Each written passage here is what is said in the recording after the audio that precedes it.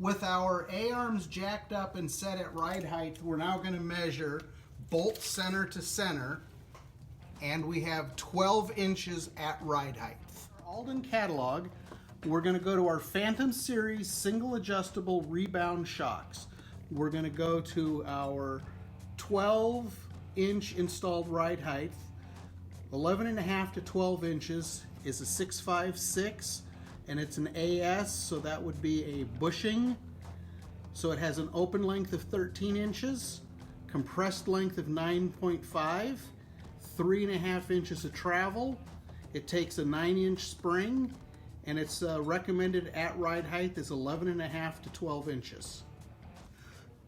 With our AS656 from Aldan, we have our rebound adjusting knob.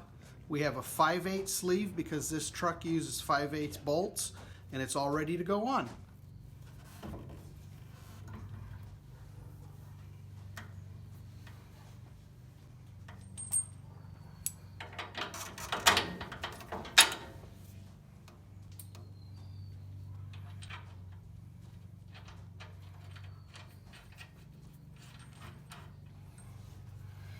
And there we have it, the correct length shock for this truck.